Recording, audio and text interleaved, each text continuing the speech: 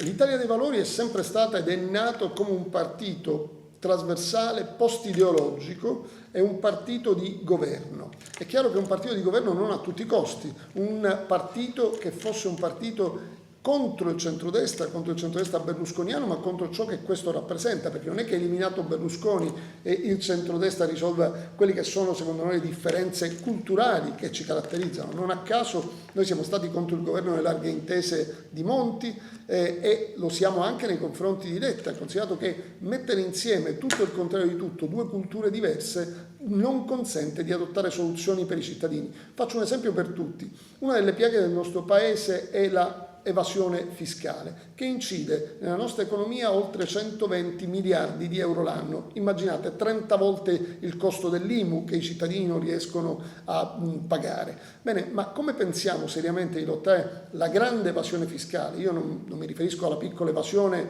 spot del bambino beccato sulla spiaggia col gelato e il finanziere che dice non hai lo scontrino, bisogna mettere gli scontrini. Parlo dei grandi evasori, di quelli che portano all'estero i capitali. Bene, ma come fai a lottare seriamente l'evasione in un paese dove al governo c'è un soggetto che è stato condannato a 4 anni con sentenza definitiva per frode fiscale? È chiaro che non credo proprio che abbia voglia di lottare contro se stesso. Allora noi vogliamo costruire ed essere parte. Io questo ho fatto anche incontrando il segretario del Partito Democratico Epifani, al quale l'ho rappresentato, l'idea di partecipare a un governo laico e riformista che voglia cambiare il paese, un governo della solidarietà e dell'equità sociale e fiscale, perché noi crediamo che soltanto riportando i più deboli e facendoli diventare più forti il paese possa crescere. In questo momento siamo in uno stato di recessione che non riesce a trovare soluzione, proprio perché si continuano a trascurare le fasce sociali più deboli, che sono invece poi quelle che una volta messe in condizioni possono seriamente mettere in moto l'economia.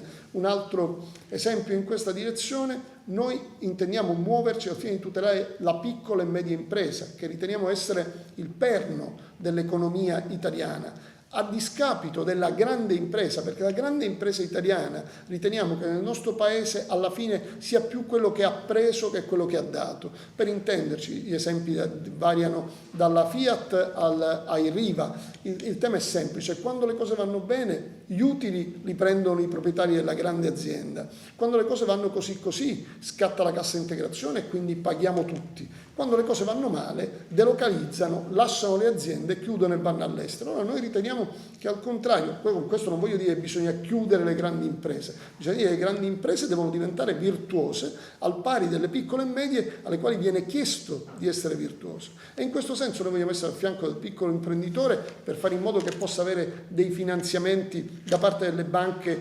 accessibili, perché in questo momento ci sono crisi profondissime anche sui crediti che le banche vanno a erogare, che ci siano meno tasse, che ci sia più tutela quindi delle imprese e di conseguenza del lavoro. Questo noi vogliamo fare e riteniamo che un governo di centrosinistra che pensi a questo debba avere anche la disponibilità dell'Italia dei Valori.